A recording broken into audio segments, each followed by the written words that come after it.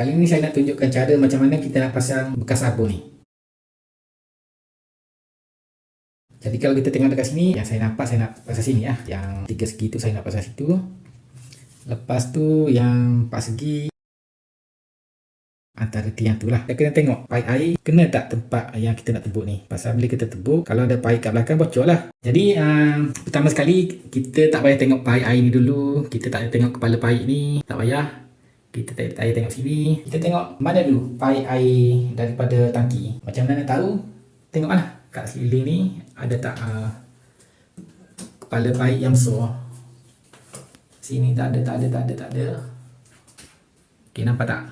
Biasanya kita nak tahu kepala paip yang daripada tangki ni dia paling dekat dengan siling. Ini lah kepala paip yang dekat dengan siling. Jadi yang dekat dengan siling ni, ini daripada tangki. Daripada tangki dia turun, dia pergi mana? Mana poin yang kita nak, yang paling dekat dengan laluan dia. Maka kita boleh tengok sini lah. Ni paling dekat. Itu paling dekat. Ini kucai untuk pump ni lah. Kita nak tengok laluan dia. Kita tengok ini memang tak nampak paip air pasal dia dalam sini. Biasanya tukang paip ni dia hanya buat 2 jenis saja. Sama ada laluannya terus turun ke bawah ataupun dia melintang. 2 je. Pasal apa 2 je? Sama ada melintang ataupun lurus. Pasal kita tengok dia punya aksesori dia semua 90. Macam yang ni 90. Ni pun 90. Jadi kalau dia buat sengit ataupun dia buat sengit gini, susah dia nak bank. Sebab paip air ni bukan macam paip elektrik, senang nak bank. Jadi cara yang paling mudah je untuk senang kerja dia buat lurus lah ikut pada aksesori paip air tu. Jadi kita tengok sini, dia ada 2 jenis. Sama ada dia nak pergi ke situ, buat lintang dan dia turun ke bawah. Ataupun daripada kucai ni turun ke bawah terus. Macam mana dia nak buat? Jadi cara yang paling senangnya dia buat turun terus lah. Dia luruskan terus turun. Pasal apa? Pasal dekat sini susah lah dia nak ni. Yang kita boleh nampak dia akan turun ke bawah ni. Ke bawah ni dia akan pergi ke sana lah. Pergi ke sana, ke belakang, ke situ.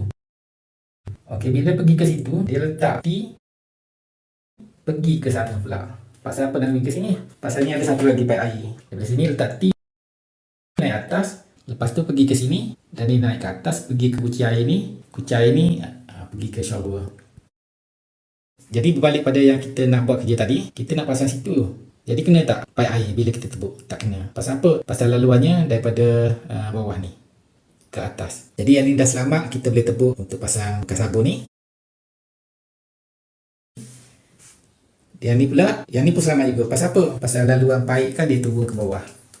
Dia turun ke bawah, dia pasang situ.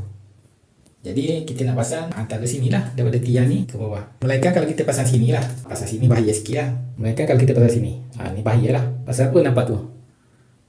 Ni paip daripada tangki, daripada siling turun ke paip utama ni, turun ke bawah ni. Jadi sini risiko lah. Kalau boleh jangan tebuk lah kawasan ni. Pasal ni laluan paip. Kita nak pasang sini, memang tak ada laluan dia lah. Tak ada laluan paip. Laluan paipnya sinilah. Ini daripada siling turun. Kita nak tebuk sini. Nampak tak ada 2 lubang. Jadi selamatlah boleh tebuk.